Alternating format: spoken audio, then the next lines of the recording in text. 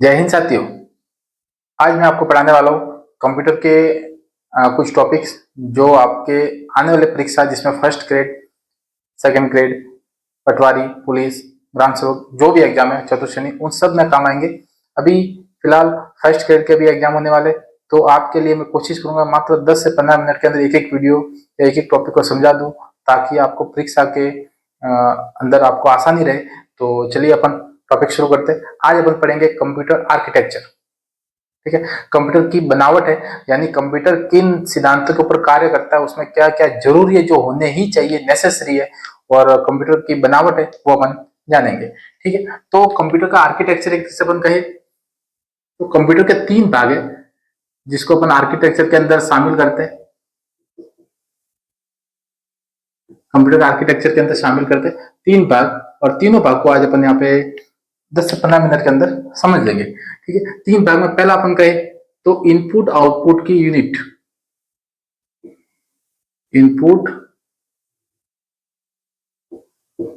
Output units, फिर अपन कहे CPU central processing unit, और फिर अपन कहते हैं कि मेमोरी यूनिट, मेमोरी यूनिट। ठीक है, ये तीन तरीके से एक तरह से होने चाहिए। कंप्यूटर का आर्किटेक्चर के अंदर तीन भाग है। इनपुट आउटपुट यूनिट्स का मतलब क्या है? अपन यहाँ पे इसको देखें दोनों को, तो कह सकते हैं अपन कि एक तो है इनपुट यूनिट्स जिसके अंदर सभी जो भी इनपुट डिवाइस है वो जुड़े होते हैं। एक होती है आउटपुट यूनिट्स जिसमें सभी आउटपुट डिवाइस जुड़ी होती है।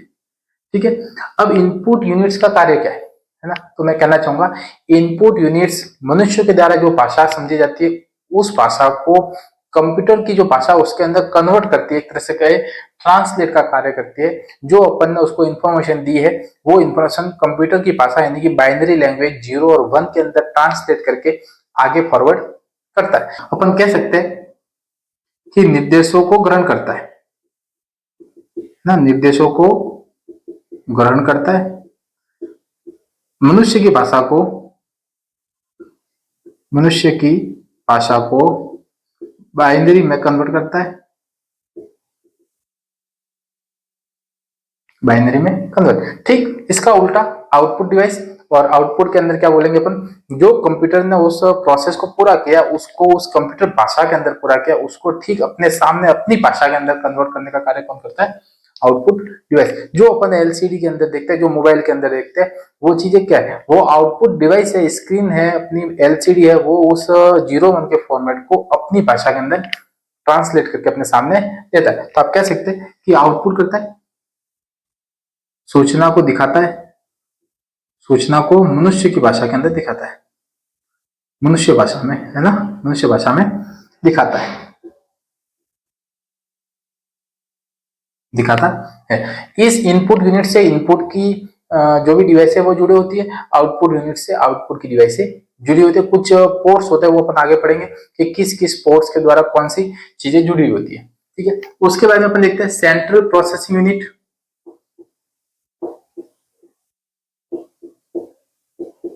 Central processing unit, central processing unit का मतलब क्या है भाई? तो सेंट्रल प्रोसेसिंग का यूनिट एक सीपीयू है, कंप्यूटर का मस्तिष्क बोला जाता है इसको। इसको मैं इस तरफ लिख लेता हूँ। ठीक है, इसमें अपन तीन भाग पढ़ेंगे। पहला है एएलयू, दूसरा है सीयू, और तीसरा है माइक्रो प्रोसेसर।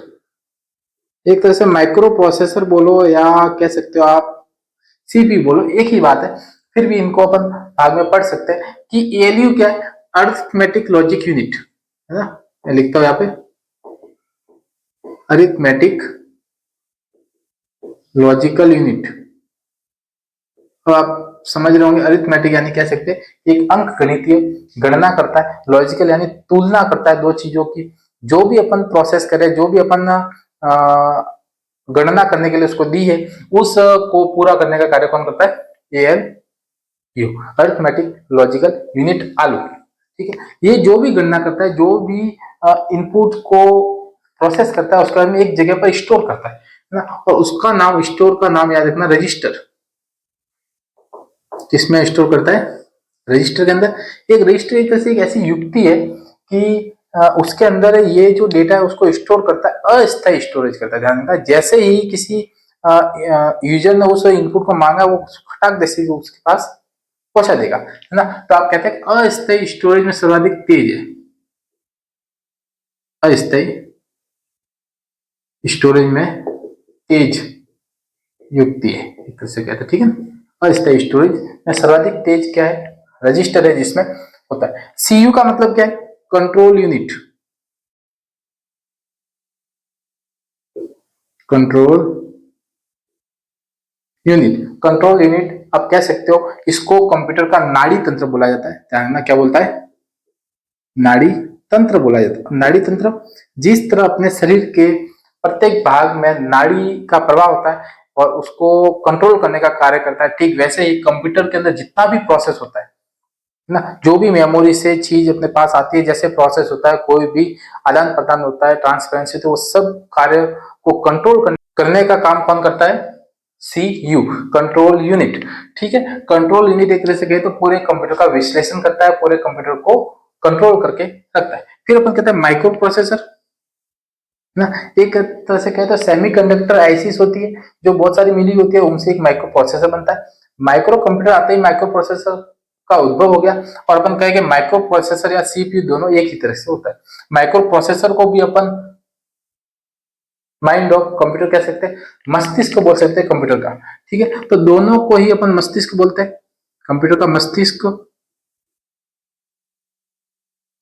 कंप्यूटर का मस्तिष्क कहते हैं। इंटेल 4004 पहला ऐसा माइक्रो प्रोसेसर था जो दुनिया में आया था, इंटेल 4004। तो ये था अपना सीपीयू, सेंट्रल प्रोसेसिंग यूनिट, जिसको कंप्यूटर का मस्तिष्क बोलते हैं, सीयू जिसे नाड़ी तंत्र बोला जाता है। अब अपने पास है मेमोरी यूनिट, और मेमोरी के अंदर भी दो तरीके की मेमोरी होती है, ठीक है। एक होती है अपने पास प्राइमरी मेमोरी, एक होती है secondary memory. Secondary, primary memory कहते हैं कि कंप्यूटर के स्टार्टिंग में जो कार्य किया जाता है, जिसके अंदर एक जगह जो अपन ने स्टोर, जिसके अंदर यूजर के द्वारा कोई इनपुट दिया जाता है, उस इनपुट को प्राइमरी मेमोरी द्वारा अंतिम गंतव्य स्थान पर पहुंचाया जाता है, जहां पर उसका प्रोसेस किया जाता है माइक्रो प्रोसेसर के अंदर, और उसके बाद में उस आउटपुट जो निकला है, उस आउटपुट को वापस यूजर तक पहुंचाने का कार्य कौन करता है, प्राइमरी मेमोरी। इस प्राइमरी मेमोरी के अंदर भी दो भाग होते हैं, अपन कह सकते हैं दो भाग में कौन है, एक होती है रैम, एक होती है रोम, रोम और RAM. Random access memory,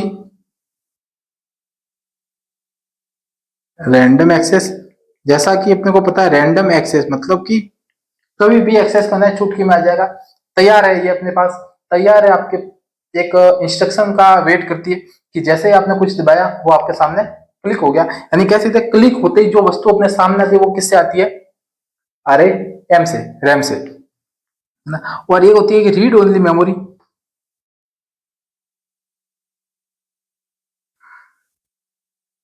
read only memory, जिसमें सिर्फ डेटा को पढ़ा जाता है, सिर्फ डेटा को देख सकते हैं अपन।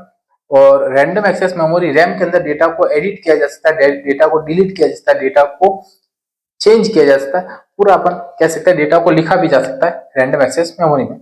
दोनों में फर्क क्या है, देखा जाता है, लिखा जाता है, पढ़ा जाता है, सब कुछ होता है, इसमें सिर्फ देखा जाता है, रीड ओनली पढ़ा जाता है, ठीक है। इसमें डेटा स्टोर रहता है, इसमें डेटा अस्थायी स्टोरेज होता है। एक तरह से कहीं जैसे ही पावर बंद हो गया, जैसे ही लाइट बंद हो गई, जैसे ही कनेक्शन टूट गया, आप इसमें जो भी डेटा लगे वो क्लोज हो जाएगा। एक तरह से अपन कहे कि जैसे आपने कोई क्लिक किया था किसी गूगल क्रोम को खोलने के लिए, और जैसे ही लाइट चलेगी वो गूगल क्रोम वापस, ऐसा नहीं होगा कि लाइट चालू करते ही वापस वो गूगल क्रोम आपके सामने खुल के आ जाएगा, नहीं, ठीक है। पर जैसे ही आपने कभी देखा होगा कुछ ऐसी फाइलें होती है जो चलती और एकदम बंद हो जाती है, फिर उस फाइल को आप खोलते हो तो उसमें वापस ऐसा बताया जाता है कि लास्ट यूज में जो फाइल थी वो ये रही, और उससे पहले जो सेव करने से पहले फाइल ये रही, आपको कौन सी चलानी है ना। वो किसके कारण होता है, रोम के कारण, रीड ओनली मेमोरी के कारण, ठीक है। तो अपन कहे कि पावर जाने से डेटा लॉस्ट, है ना, पावर जाने से डेटा लॉस्ट हो जाता है,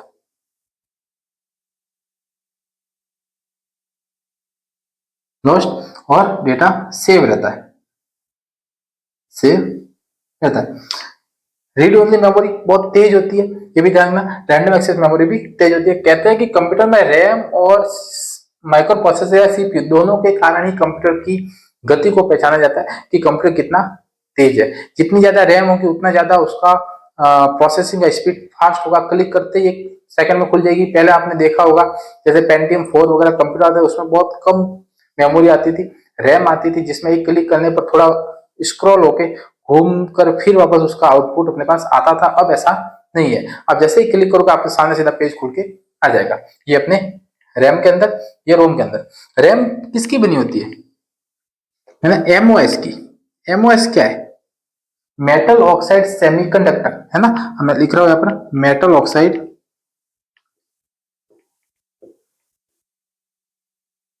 सेमीकंडक्टर, मेटल ऑक्साइड सेमीकंडक्टर की एक जैसे रैम बनी होती है। तो ये तो अपना प्राइमरी और सेकेंडरी। अब अपन पढ़ रहे सेकेंडरी। सेकेंडरी का मतलब क्या है? ये तो पूरा कब होगा? जब तक आप प्रोसेस करते रह रहे हो, आपके पास सामने प्रोसेस हो रहा है, जब तक आपने सेव नहीं किया है। जैसे आपने उस फाइल को उसको सेव कर लिया, कंट्रोल एस कर दिया, डाउनलोड कर दिया, वो किस में आ जाएगा? सेकेंडरी के अंदर। यानी स्थायी स्टोरेज है एक तरह से। क्या बोले अपन?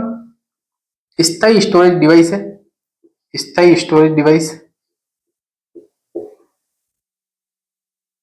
स्थायी स्टोरेज इसमें क्या आता है? जैसे hard disk, pen drive, floppy disk आती थी पहले, अभी नहीं आती फ्लॉपी डिस्क। एसएसडी सबसे तेज सेकेंडरी डिवाइस है, सॉलिड स्टेट डिवाइस, है ना। Hard disk, pen drive, floppy disk और SSD solid state disk. SSD सबसे तेज सेकेंडरी स्टोरेज डिवाइसेज या सेकेंडरी मेमोरी है।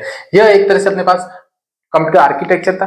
कैसा लगा आपको कमेंट बॉक्स में जरूर बताएं। बहुत ही कम समय के अंदर मैंने जल्दी से जल्दी आपको कवर कराने की कोशिश की है, जिससे आपके माइंड में थोड़ा सा ये टॉपिक बैठ सके। ठीक है, चैनल को सब्सक्राइब नहीं किया तो चैनल को सब्सक्राइब जरूर करें। आगे अपन दूसरे वीडियो में मिलते हैं जिसमें अपन इनपुट और आउटपुट डिवाइस के बारे में जानेंगे। जय हिंद।